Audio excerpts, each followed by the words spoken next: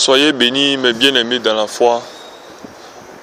Je continue avec la deuxième partie de mon témoignage. Mais là, je vais plus parler de mes blessures durant ce parcours, durant ce pèlerinage. Il faut dire que ma plus grande blessure dans l'église catholique, c'est que je ne recevais pas de réponse des questions que je posais aux uns aux autres catholiques. Des questions qui demandaient des réponses simples. C'est comme un enfant qui pose des questions à ses parents et ceux-ci s'abstiennent de lui répondre.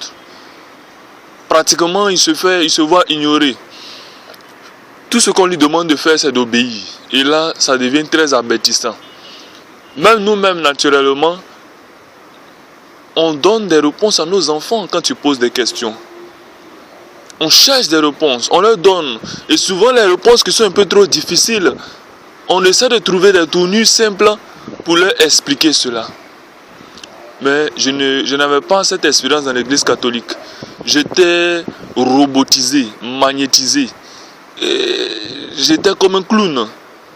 Et je sais que, et j'ai foi que c'est pareillement que se présentent tous les chrétiens catholiques. Ce sont des personnes, ce sont un peu comme des pantins, des gens robotisés, magnétisés. On leur demande tout juste de faire « Je vous salue Marie, pleine de grâce », etc. Ou alors de répéter, de rabâcher les prières comme le Notre Père qui est aux cieux. Ou alors de répéter des prières écrites par des curés, des prêtres et même le pape qui répète sans cesse comme des formules abracadabrantes. Et ça, c'est vraiment très avertissant. Lorsque je priais à l'église catholique, je me sentais averti parce que j'avais des problèmes personnels, j'avais des problèmes particuliers.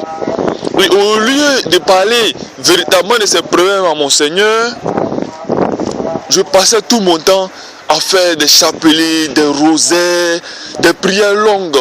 Et quand je venais, stupidement, je me sentais béni. Je me sentais béni, je sentais que j'avais fait une bonne prière. Mais c'était triste parce que dans le fond, ma prière n'avait aucune réponse. Le Seigneur pouvait dire que vous demandez et vous ne recevez pas parce que vous demandez mal. Vous priez mal. Vous demandez mal.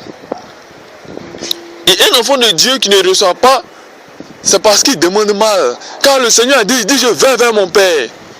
Tout ce que vous demanderez en mon nom, croyez que vous l'avez déjà reçu. Amen. Alors, mais pourquoi passer des heures et des heures en train de rabâcher des prières, des rosaires? C'était ma plus grande frustration dans l'église catholique, le manque de réponse.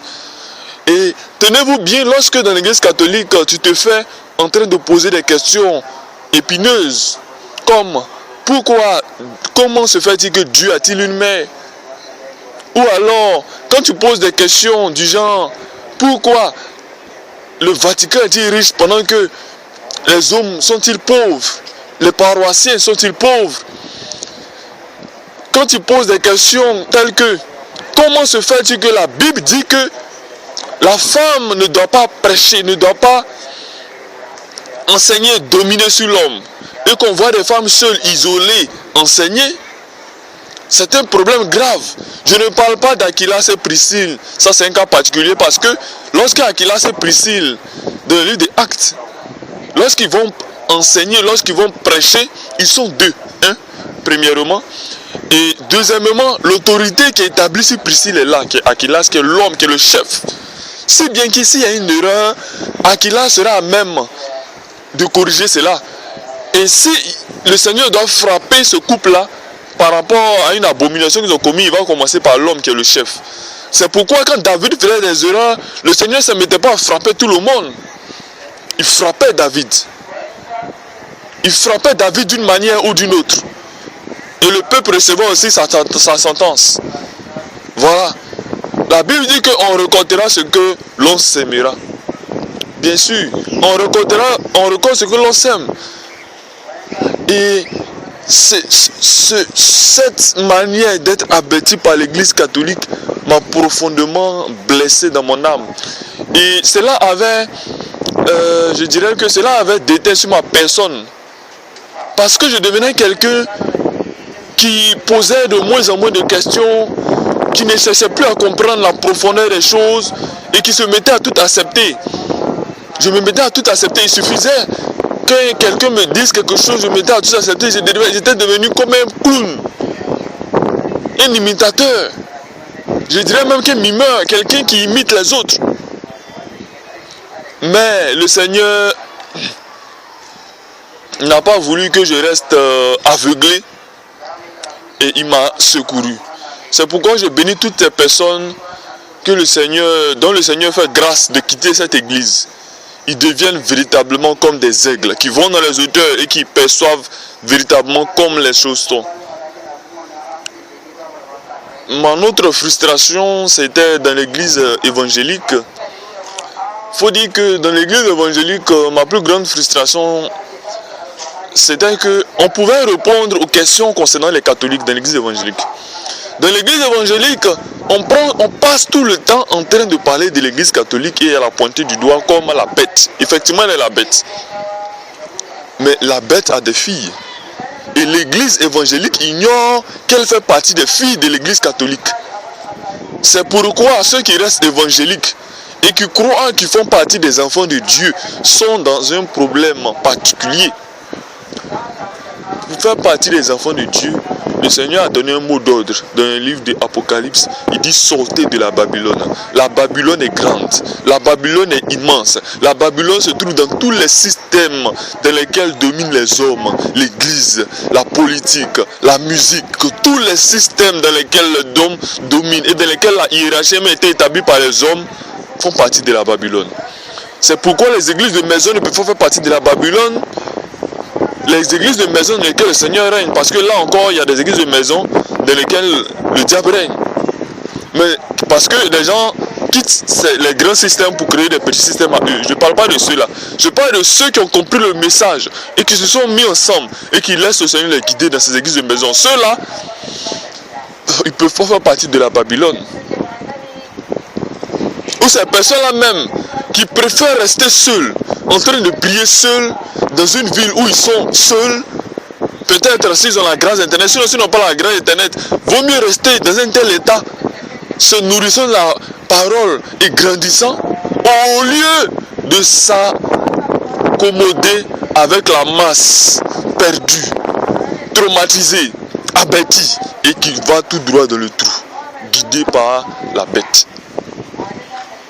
Donc dans l'église évangélique, c'est un autre système de l'église catholique. Je prends un exemple simple. Dans l'église évangélique, dans l'église catholique, le baptême se fait en 3 ans. Quand tu viens dans l'église évangélique, le baptême se fait, ça dépend de l'église évangélique. Là encore, la bête a plusieurs filles. Ça peut se faire, on peut faire le baptême dans 3 mois, dans 2 mois, dans 1 mois. Après une certaine formation, on fait le baptême. Ce qui est une abomination. Parce que la Bible dit, allez par tout le monde, prêchez la bonne nouvelle. Celui qui croira et qui se fera baptiser sera sauvé. Si tu crois aujourd'hui, à l'instant, tu peux être baptisé si tu le veux. Et le baptême est l'engagement d'une bonne conscience. Amen. Donc l'église évangélique est un système. Quand tu regardes l'attitude des pasteurs évangéliques, c'est pareil aux pasteurs catholiques. Et il en est de même de tous les systèmes presbytériens, de tous les systèmes protestants, baptistes, etc. Où le pasteur principal domine sur les pasteurs secondaires qui dominent sur le peuple sans partage. Un fidèle ne peut pas appeler son bishop frère. De même, un catholique ne peut pas appeler son curé frère. Le prêtre même frère, on l'appelle mon père. Or le Christ a dit, n'appelez personne père, sinon c'est que c'est tout le ciel. Les gens vont, ils dévient en disant que oui, Timothée appelait, Paul appelait Timothée fils. Paul, Tite, tout ça, il les appelait, Timothée, tout ça, il les appelait fils. Donc c'est normal qu'on appelle Père. Mais ils n'ont pas compris le message. Ils n'ont pas compris le message. Et ils appellent, et nulle part dans les Écritures, si on veut ce jour, on veut parler à la manière des enfants, nulle part dans les Écritures, vous verrez appeler un frère, Timothée ou bien quelqu'un, appeler Paul, Père. Nulle part, vous verrez Paul être appelé Père, ou un apôtre être appelé Père. Mais lorsqu'on fait référence au Père, on parle des apôtres. Mais on ne les a pas appelés Père, on les appelait plutôt frères, mes bien-aimés. Les prémices se font appeler frères. Ceux-là même qui sont les vrais ministres. Mais aujourd'hui, les systèmes dans lesquels nous nous trouvons, nous voyons nos frères se trouver, c'est des systèmes babyloniens diaboliques. Et lorsque même on voit un pasteur isolé qui veut faire la réforme, qui veut être différent des autres, il se fait lui-même piéger quand il commence à payer la dîme. Il commence à faire, à donner à ses fidèles de payer la dîme. Donc là encore, le système continue. Mais bien aimé, ce n'est pas facile de sortir du système. Et pour ceux qui ont déjà vu la Matrix, je le dis et je le répète à qui veut l'entendre, la Matrix n'est pas un simple film, c'est un signal des Illuminati qui fait partie de la secte qui domine sur le monde. Et je vais vous donner une révélation, peut-être avec le temps je pourrai développer cela.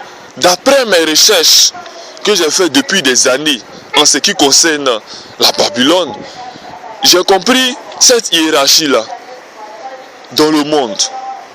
Le prince du monde n'est autre que Satan.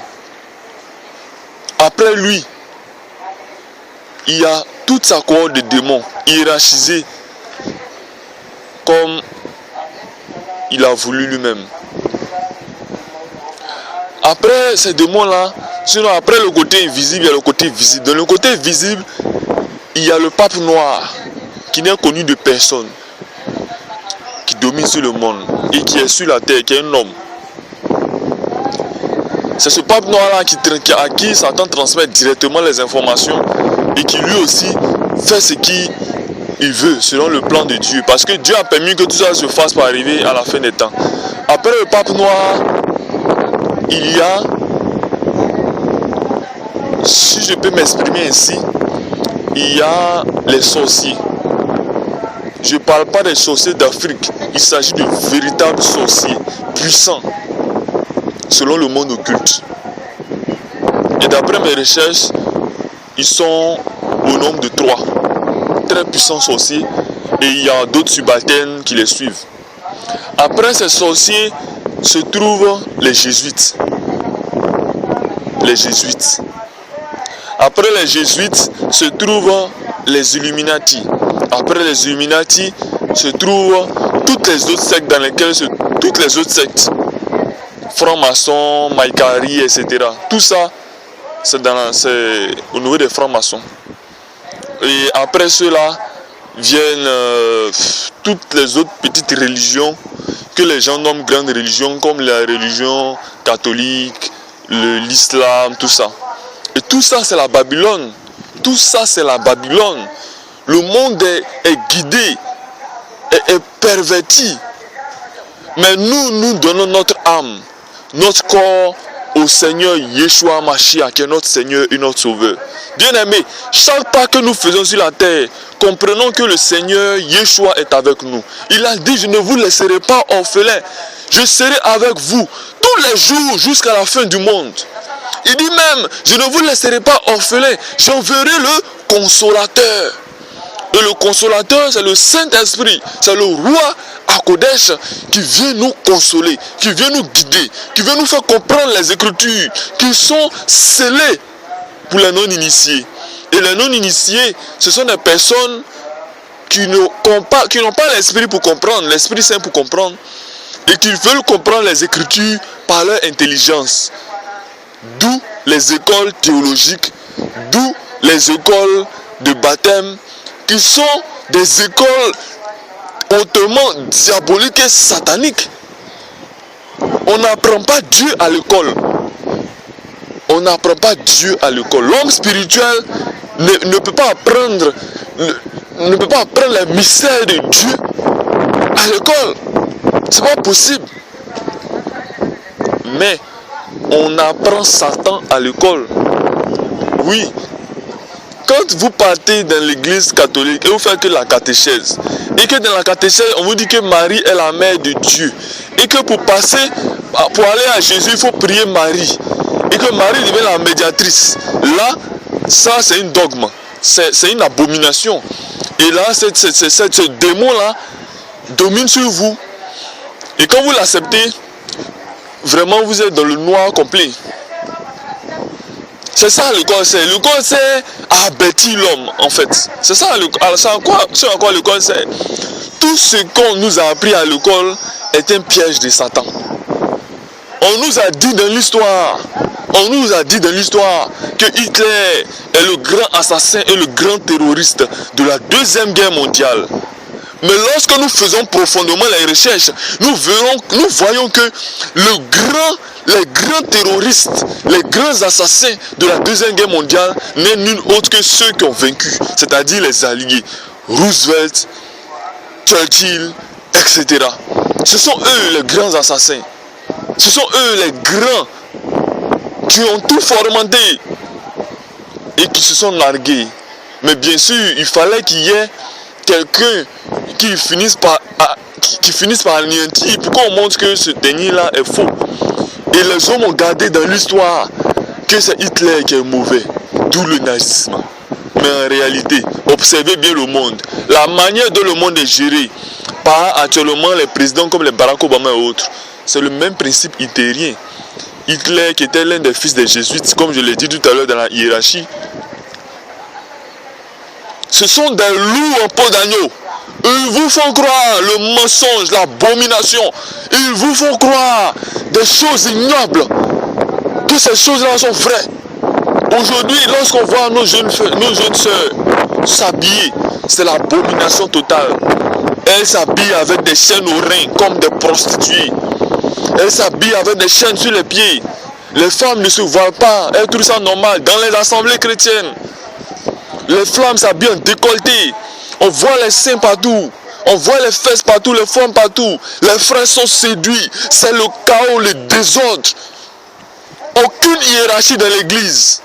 Si ce n'est le désordre. Et le diable siège dans le désordre. Mais notre Dieu siège dans l'ordre. C'est pourquoi ceux qui aiment l'ordre se réfèrent véritablement aux Écritures et obéissent. Ceux qui aiment l'ordre, les femmes qui aiment l'ordre, savent qu'elles ne seront jamais égales à l'homme. Que l'homme est le chef de la femme. Ceux qui aiment l'ordre sauront que Dieu ne sera jamais égal à l'homme. Dieu est supérieur à nous. Mais ceux qui aiment le désordre diront que je suis Dieu. Et se feront appeler je suis. Ceux qui aiment le désordre, ils manqueront d'obéissance à leurs parents. Et lorsque l'opportunité leur est présentée, et qu'ils ont plus d'argent, plus d'opportunités que le papa ou la maman, ils traitent leurs parents de n'importe quoi. Ils dominent sur les parents, ils ne les respectent plus, ils ne les honorent plus. C'est le chaos, c'est le désordre et le diable règne en maître. Il y a une seule manière pour que Dieu règne dans nos vies, pour que Yahweh règne dans nos vies, c'est d'obéir à ses commandements. C'est en cela que nous sommes des modèles. C'est en cela que nous sommes des serviteurs. Un jour, je me suis mis avec un frère évangélique, avec qui on avait l'habitude de discuter. On discutait sur des choses de l'église. Et j'ai remarqué que réellement rien n'avançait dans cette discussion. Rien n'avançait. Donc un jour, je lui ai dit, voilà ce qu'on va faire. Et à ce frère-là, je lui ai dit, à ce frère-là et aux autres avec qui j'ai eu à échanger, je lui ai dit, maintenant trêve de bavattage. Au-delà de toutes les discussions qu'on a eues, maintenant appliquons-nous à mettre en pratique les commandements du Seigneur. Et là, on verra qui est le vrai chrétien, qui est le faux chrétien. Mais bien aimé, je vous assure qu'ils ont tous échoué. Ils ont tous échoué. Car chacun d'entre eux avait sa petite amie, sa copine, avec qui il flirtait, il couchait et il allait dans les bois la nuit. Dans les bars, la nuit. D'autres se mettaient à détruire le temple de Dieu par l'excès d'alcool par la cigarette, d'autres détruisaient le temple de Dieu par la perversion, d'autres détruisaient le temple de Dieu par des discours stériles, etc. En tout cas, ils ont tous échoué. Et finalement, je suis resté là avec un autre frère dans la foi. Et c'est véritablement nous qui étions restés là en train d'appliquer. Et de se forcer d'appliquer. Parce qu'effectivement, il nous arrive de tomber. Et lorsqu'on tombe, l'un exhorte l'autre, il prie pour l'autre et on se relève. Et c'est comme ça qu'on a continué. Et c'est comme cela que nous sommes des lumières dans le quartier dans lequel nous sommes, dans le lieu dans lequel nous vivons. C'est comme ça que nous sommes des lumières. Et nous bénissons Dieu de nous avoir donné cette capacité-là de résister à Satan. Car la capacité de résister à Satan ne vient pas de l'homme. Aucun homme, de par sa propre intelligence et de sa propre force, ne peut voir dans les ténèbres, ni ne peut avoir la capacité de résister. Mais c'est le Seigneur qui nous donne la capacité de résister et de sortir de la Babylone. C'est pourquoi vous qui êtes encore dans les pièges de Satan, dans la masturbation, dans les désirs charnels quelconques, ou alors vous qui avez la paresse quand vous lisez les Écritures, sachez que vous êtes aveuglés. Sachez que vous êtes influencés par le diable. Mais sachez qu'il y a une puissance qui est au-delà, très puissamment plus forte que le diable. C'est la puissance du Seigneur Yeshua Mashiach qui est remonté là où il était venu. Le Saint béni, le Dieu tout-puissant. C'est lui, il domine véritablement. Donc, si vous avez besoin véritablement de quelque chose, demandez-lui. Ne passez pas des heures et des heures en train de faire des combats spirituels. C'est ce que je veux dire. Pour ceux qui n'ont pas encore compris, ils passent des heures et des heures en train de faire des combats spirituels. Satan, je te lis. Satan, je te découpe. Satan, je te fais. Mais là même, je vais vous faire une parenthèse. Une fois, je suis allé voir un prophète ici en Côte d'Ivoire. J'ai rencontré ce prophète-là et je lui ai dit, j'ai eu deux rencontres. J'ai eu une fois une rencontre avec un pasteur, ça c'était à Cocody, et une autre fois une rencontre avec un prophète dans une autre commune. Mais les deux ont fait la même erreur. Je prends le cas du pasteur.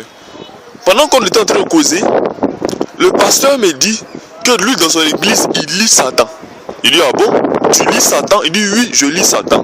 Il dit, d'accord. Peux-tu me montrer le verset dans lequel il nous a été donné l'autorisation de lier Satan? Il a pris la Bible, il a cherché et il n'a pas trouvé. Il a dit, frère, je vais te montrer. C'est pas un homme qui lira Satan. La Bible dit que c'est un ange qui le lira, mais en réalité, le message caché, c'est que c'est Dieu lui-même qui lira sa créature. Donc c'est Dieu lui-même qui lira Satan.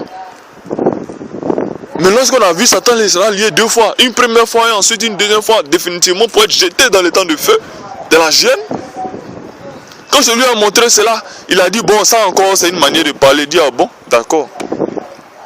Et c'est comme ça, ce monsieur-là avait fait 9 ans, si j'ai une bonne mémoire, ce qu'il m'a dit, il a fait 9 ans de théologie. Mais il ne sait pas que nous n'avons pas reçu cette autorisation-là. La Bible dit que nous avons reçu le pouvoir de marcher sur les serpents et les scorpions. Et la puissance du diable ne pourra pas nous nuire. Nous avons reçu le pouvoir de chasser Satan, de le chasser. Mais quand on le chasse, la Bible dit quoi? Quand un démon sort, il repart chercher 7 autres pour revenir. Le combat, c'est toute la vie. Mais si toi tu as lié Satan, quel Satan as-tu lié? Tu lis Satan en Côte d'Ivoire, un autre lit Satan au Mali, un autre lit Satan. Mais c'est quel Satan on lit tous les jours? Mais bien aimé, l'église est abêtie. L'église est abêtie. Mais le corps du Christ, l'ecclésia est fortifié, est renforcé. C'est pourquoi quand je vois les frères et les sœurs poser des actes comme des prières à Marie ou des prières de liaison de Satan durant des heures, j'ai mal au cœur parce qu'ils sont ignorants. Et là même, lorsque je vais leur faire comprendre la vérité, lorsque je vais donner un enseignement pur, ils sont opposés à moi. C'est parce que tout simplement je ne suis pas catholique, ou bien on me considère comme un homme de secte, comme un homme corrompu, bizarre. Mais en réalité, quand ils voient les œuvres que je fais, quand ils voient les œuvres que je pose, ils sont complètement confondus.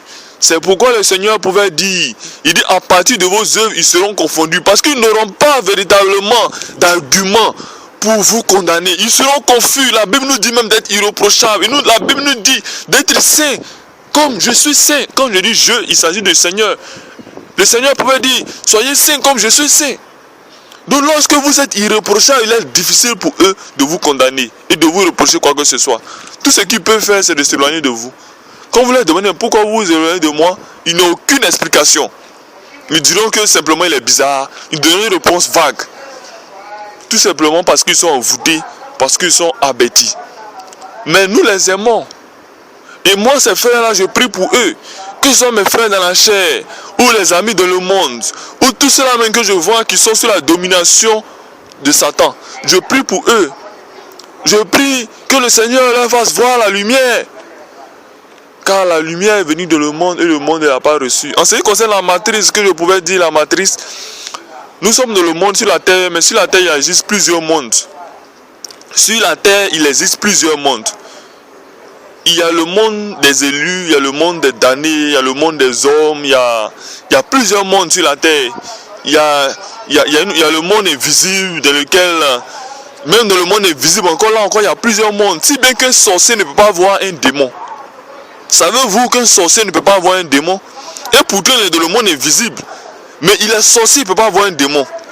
Pourquoi? Parce qu'il y a le monde de la sorcellerie. Le monde de la sorcellerie est inférieur au monde démoniaque.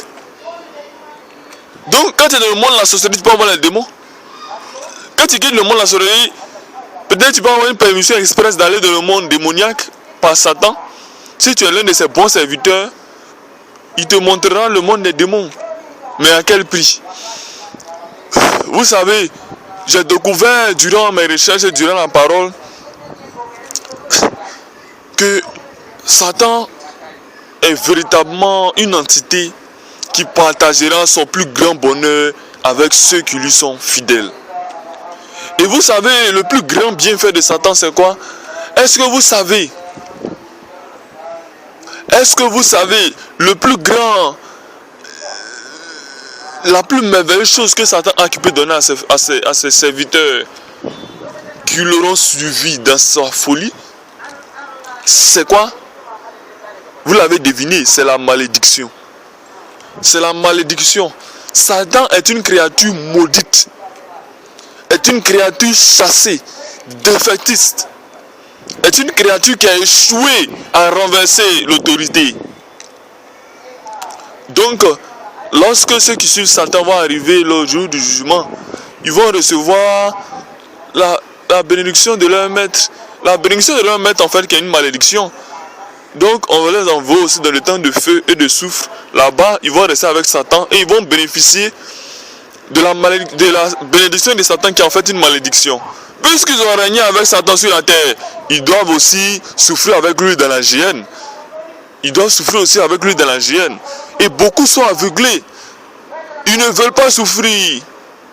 Ils ne veulent pas souffrir. Donc, ils veulent forcément être riches. Ils veulent forcément avoir des millions et des millions. Moi, si le Seigneur me permettait d'avoir des millions, je serais heureux. Mais si le Seigneur me permet juste d'être indépendant et d'avoir de quoi gérer ma famille et de quoi me gérer, aider les frères dans la foi, je serai aussi heureux. Tout ce que le Seigneur fait pour ses enfants est bon. Lazare n'avait reçu aucun plaisir dans ce monde. Lazare, contrairement à Lazare, Job avait reçu beaucoup de bien dans ce monde. Et tout ça, c'est le Seigneur a dit selon le seul conseil de sa volonté, selon Éphésiens 1:11. Il rend d'autres pauvres, il rend d'autres riches. Et parmi les pauvres, il y a ses enfants. Parmi les riches aussi, il y a ses enfants. Le stéréotype de tous les pauvres iront en enfer, tous les riches iront en enfer n'a aucun sens. Le stéréotype de les noirs iront en enfer, les blancs iront au paradis n'a aucun sens. Le stéréotype des juifs iront dans le paradis, les noirs iront en enfer, ou l'inverse, etc. n'a aucun sens. Le Seigneur est le seul grand maître. Et notre âme n'a pas de couleur. Notre âme n'a pas de catégorisation selon les hommes. Oui. Ma plus grande frustration dans le monde, c'est que les jeunes que j'ai rencontrés dans le monde refusent de voir la lumière, refusent d'être éclairés par la parole. Ils refusent et ils se laissent eux-mêmes sous des jougs étrangers qui les envoient, qui les entraînent inéluctablement dans le feu de l'enfer. Oui. Tout dernièrement, dans mon quartier, il a été organisé une séance de plage party. Une sortie à la plage. Mais l'un des frères dans la foi avec qui je partage la parole m'a approché, lui a dit, si je dois partir à cette cérémonie-là, ce sera pour aller prêcher l'évangile. Car le Seigneur ne peut pas accepter que des corps des filles qui sont le temple aussi de Dieu soient là-bas exposés. Et là-bas à la plage, il y a des esprits démoniaques qui agissent. Les garçons seront en train de mettre à mater les filles, à les tripoter dans le couloir, à les appuyer, à les désirer. Certains même se mettront certainement à se masturber après, ou alors à commettre des actes sexuels. C'est le chaos, c'est l'abomination. Il n'y a rien de bénissant dans ce lieu. Ce frère m'a dit, vaut mieux ne fais pas partie de notre cortège. Parce que là, tu vas gâter la joie des autres. Donc, vaut mieux arrêter.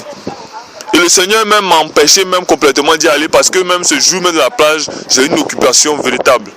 Car je dois faire un test. Voilà, je dois passer un test pour emploi. Donc là, je ne pourrai pas mettre mon plan de bénédiction en exécution et de prêche de l'évangile. Vous voyez, le Seigneur est bon. Le Seigneur est bon pour nous. Je bénis tous les frères dans la foi qui me suivent sur internet. Je bénis tous les frères et sœurs dans la foi qui aiment aussi le Seigneur. Et je bénis aussi ceux qui prient pour moi dans les difficultés, car effectivement nous vivons toutes sortes de difficultés horribles. Et certains se sont vus envoyer des aides financières. Et là, je bénis le Seigneur de ceux qui ont à cœur d'aider les serviteurs de Dieu. Ceux qui ont à cœur d'aider les serviteurs de Dieu. Ceux qui ont à cœur d'aider les serviteurs de Dieu qui sont tous, sans exception, dans des problèmes de différents ordres. Mais généralement, ce sont des problèmes financiers. Généralement. Moi, quand j'ai compris que la dîme n'était plus d'actualité, étant un enfant de lumière, étant un enfant du Seigneur Yeshua, je ne pouvais pas dire aux autres, cacher cette vérité. Car la Bible dit que Romains 1,18, qu'ils ont caché, ils retiennent la vérité captive, et maudit soit-il. Pour ne pas tomber sur la malédiction, je ne pouvais pas dire que la dîme était d'actualité. Donc, et j'ai même donné des enseignements sur le net. Beaucoup d'hommes, de serviteurs du Seigneur ont donné des enseignements sur le net que la dîme n'est plus d'actualité. Mais qu'en est-il pour eux, pour ces frères-là, qui ne prennent rien de leurs autres frères, des serviteurs dans le corps du Christ, qui sont souvent piétinés par la vie, qui ont souvent des problèmes atroces. Qu'en est-il d'eux? Je ne parle pas forcément de moi, mais je parle de tous ces frères isolés qui œuvrent dans le Seigneur, qui marchent de ville en ville, ou de ceux-là même qui œuvrent sur Internet, et qui ont des problèmes souvent pour se connecter, qui sont souvent chassés, qui sont souvent interdits de se connecter. Qu'en est-il de ces frères-là qui vivent de ces difficultés? Et qu'en est-il de ceux-là même qui les suivent, qui se rassasient de la parole et qui ne font rien? La Bible dit qu'à la fin des temps, la charité du plus grand nombre se refroidira. Ils s'asseyent sur leurs millions et sur leurs centaines de mille, comme si cela va perdurer éternellement. La Bible dit, n'amassez pas en richesse et richesse, mais faites du bien au prochain. Faites du bien au prochain. Si vous avez la possibilité d'aider un frère, n'attendez pas qu'il vous demande de l'aide. Si vous avez la possibilité d'aider les frères, et cela même doit être une joie pour vous, d'envoyer des aides aux frères. Ah, voici tel frère, frère Jean, vraiment, le Seigneur m'a à cœur ce mois-ci de te donner tel nombre d'euros. Et tu le fais avec amour, sans rien entendre en retour. Et tu le donnes aux frères Jean, ainsi qu'aux autres frères. Quand le Seigneur te donne la possibilité d'avoir quelque chose, tu le leur donnes, tu envoies des mandats. C'est important. Je le dis parce que c'est important. Paul pouvait dire, il dit, si je vous donne les biens précieux des choses célestes, les enseignements, la parole éternelle qui ne périt pas, c'est moins de choses que de vous demander des choses terrestres périssables. Et Paul avait à cœur, il prenait souvent, il dépouillait souvent quelques communautés pour enrichir d'autres, comme il pouvait le dire aux Corinthiens. Il est arrivé que Paul prenne des aides pour venir en aide d'autres communautés, pour venir en aide aux frères.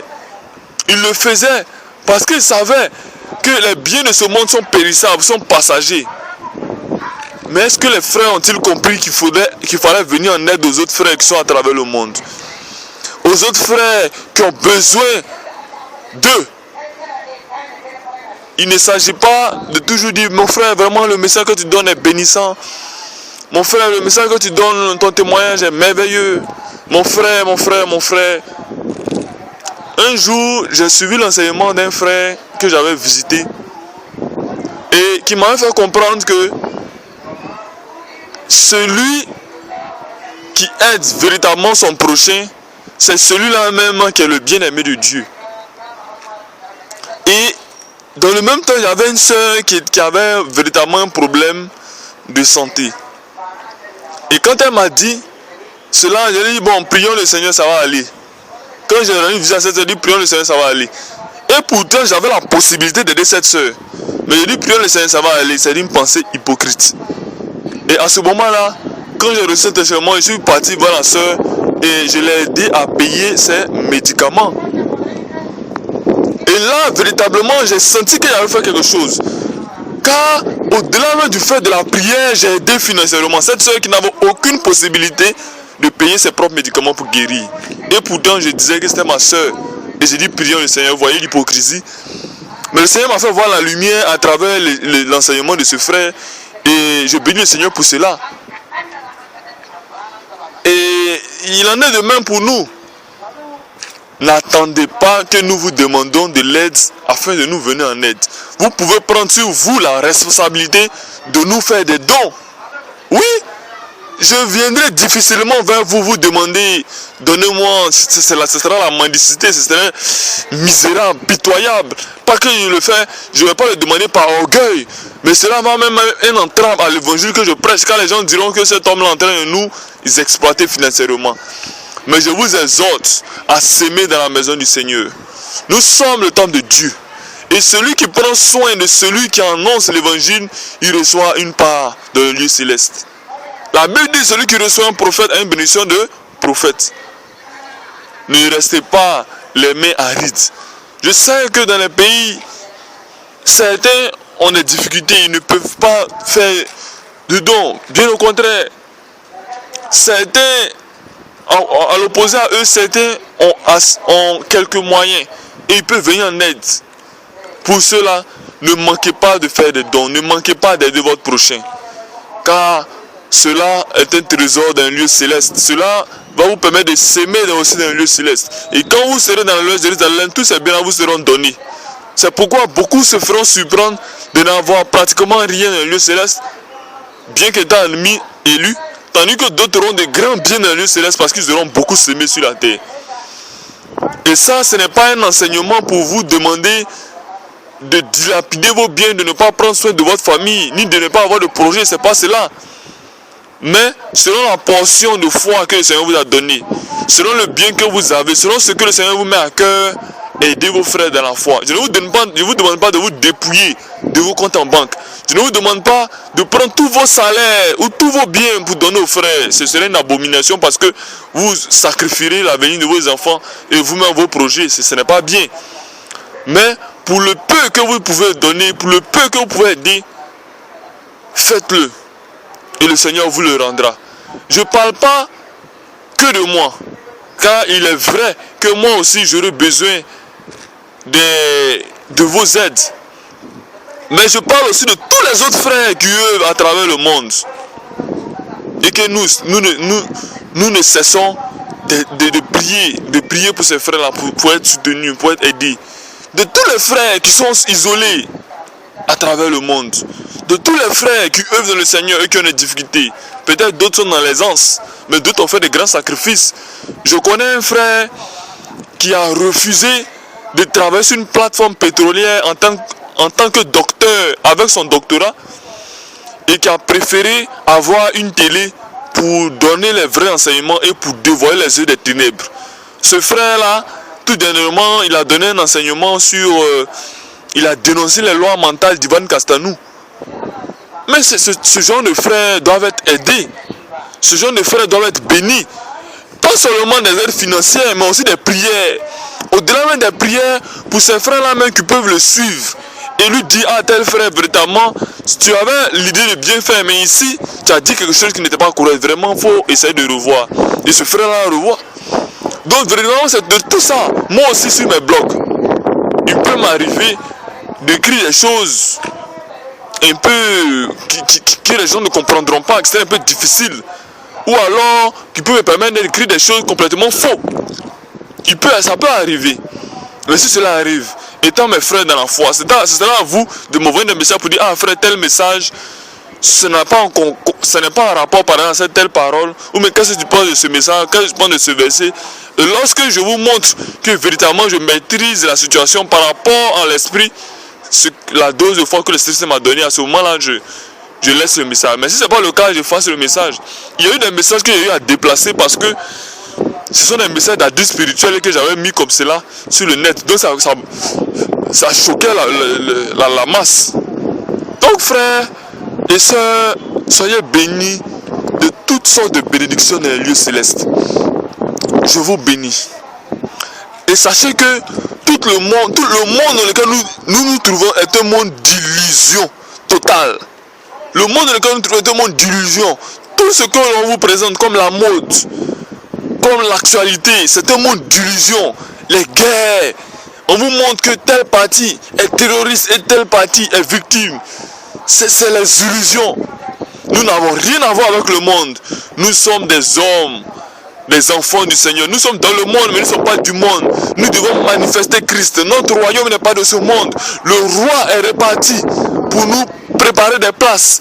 Et il viendra encore nous chercher pour régner avec lui. Oui, notre royaume n'est pas de ce monde. Pour ceux qui veulent régner dans ce monde, pour ceux qui veulent régner avec Satan dans ce monde, pour ceux qui veulent avoir les biens de ce monde, et qui veulent véritablement jouir de tous les plaisirs de ce monde, tant mieux pour eux. La Bible dit dans le livre de l'Apocalypse que celui qui se sanctifie davantage, et que celui qui se souille davantage, car chacun recevra selon ce qu'il aura sémé. Nous qui avons sur nous le devoir, l'obligation de nous sanctifier, parce que notre Seigneur règne, notre Seigneur Sauveur règne, nous vous disons de vous sanctifier. Nous vous disons de se demander au Seigneur de vous donner la capacité de résister à Satan. Le Seigneur a dit, résistez au diable et il fuira l'un de vous. Si vous croyez à la parole du Seigneur, effectivement cette parole va être mise en application et cette parole-là sera vue, accomplie dans vos vies. Si vous ne croyez pas à la parole du Seigneur, tant pis pour vous, car il vous tout sera fait selon votre foi. Quand le Seigneur dit, demandez et vous recevrez, et que vous ne recevez pas parce que vous demandez mal, et que pour éviter d'échouer, vous partez voir les marabouts, les féticheurs pour avoir un coup sûr, sachez que vous aurez un prix, une récompense. C'est vrai. Vous allez voir peut-être la chose accomplie, mais quel est le prix à payer? Sachez qu'il y a toujours un prix à payer. Satan a eu à se rebeller, il a eu son prix à payer. Tous ceux qui suivent Satan auront leur prix à payer. Rihanna, Beyoncé, Obama, les politiciens, les sorciers, les satanistes auront un prix à payer. Chacun aura son prix à payer. Tous les présidents, tous les Mobutu, tous ceux qui ont suivi Satan dans sa folie, tous ceux qui ont suivi la mode, tous ceux qui ont suivi des faux pasteurs, des faux prophètes. La Bible dit quand un aveugle conduit un aveugle, les deux tombent dans le trou. Tous ceux qui ont suivi les choses de ce monde, ils paieront un prix. Ils paieront un prix. À quoi ça sert de gagner le monde si tu dois le payer de ton âme? À quoi ça sert? Actuellement, nous vivons moins de 100 ans, mais nous parlons d'une récompense éternelle. qui est soit la vie éternelle, soit le châtiment. Bien-aimé, quel est votre choix? Votre choix, ce n'est pas le choix que vous allez décider dans votre bouche, ni dans votre cœur. Mais votre choix, c'est le choix que nous allons voir s'accomplir par vos actions. Si on veut voir si le Seigneur règne dans votre vie, nous devons seulement regarder vos actions. Quels sont les actes que vous posez? Quels sont les fruits que vous portez? On reconnaît un arbre par ses fruits. Un chrétien qui se dit chrétien, qui est avare, n'est pas un enfant du Seigneur, c'est un enfant du diable. Un chrétien qui se dit chrétien, qui est menteur, qui est calomniateur, qui est médisant, qui n'est pas amour, etc., n'est pas un vrai chrétien. C'est au contraire un serviteur de Satan. C'est quelqu'un qui est envoûté. Mais pour ces frères qui sont dans cette situation, nous vous demandons de prier pour ces frères, afin qu'ils voient la lumière. Au sortir de là, je vais vous bénir. Ça, c'est la deuxième partie de mon témoignage. Ça, j'ai parlé aujourd'hui de mes frustrations. Demain, je parlerai dans la troisième partie d'autres choses. Car je vais faire mon témoignage, je vais le faire en plusieurs étapes afin que les gens comprennent qu'est-ce qui s'est passé pour que j'en arrive jusqu'à ce point où je suis aujourd'hui. Qu'est-ce qui s'est réellement passé? Beaucoup se posent la question, beaucoup me posent la question sur le net. Qu'est-ce qui s'est passé, frère, pour que tu sois dans un tel état de spiritualité, de sanctification? Qu'est-ce qui s'est réellement passé? Quelle a été la marche? Quelle a été la marche? Quelle était ta marche? Et j'ai pris sur moi, le Seigneur m'a donné la possibilité aujourd'hui de vous donner ma marche. De vous donner ma marche et de vous montrer le chemin. Et le chemin, ce n'est autre que le Seigneur Yeshua Mashiach, celui que vous appelez Jésus-Christ, c'est lui le chemin. Mais le chemin par lequel le Seigneur m'a fait passer pour arriver à ce chemin qui est Yeshua Mashiach, je vous montrerai les difficultés que j'ai vécues. Je vous montrerai mes souffrances, mes douleurs. Je vous montrerai aussi mes bénédictions, mes atouts. Je vous montrerai mes défauts, je vous montrerai tout. Afin que vous n'ignorez point de comment le Seigneur m'a fait sortir des ténèbres. De comment le Seigneur a eu pitié de moi, misérable que je suis. A eu pitié de moi. C'est pourquoi je veux élever ce chant. Je veux faire dire ce chant. À la gloire du ressuscité, à la gloire du Seigneur, à la gloire de l'agneau, à la gloire de tous mes frères qui ont pris sur eux de suivre le Seigneur, qui vu des souffrances, qui vu des persécutions, qui sont calomniés, chassés, poursuivis, persécutés à travers le monde. Merci Seigneur, merci Seigneur, il convient de te dire merci, il convient de te dire merci.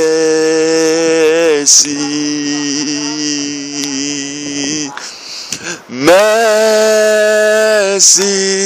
Seigneur. Pour ceux qui ont la possibilité, mettez-vous à genoux et chantez ce chant. Quand vous écouterez mon témoignage, pour ceux qui ont la possibilité, mettez-vous à genoux et chantez ce chant. Chantez ce chant à la gloire du ressuscité. Chantez ce chant à la gloire du Seigneur. Chantez ce chant pour vous aussi. Parce que le Seigneur a eu pitié de vous. Le Seigneur vous a montré la lumière. Le Seigneur vous a choisi. Vous a choisi. Alléluia. Merci Seigneur. Merci Seigneur. Il convient de te dire merci. Il convient de te dire merci. Alléluia. Merci Seigneur, Seigneur Yeshua, merci, Seigneur. Il convient de te dire merci.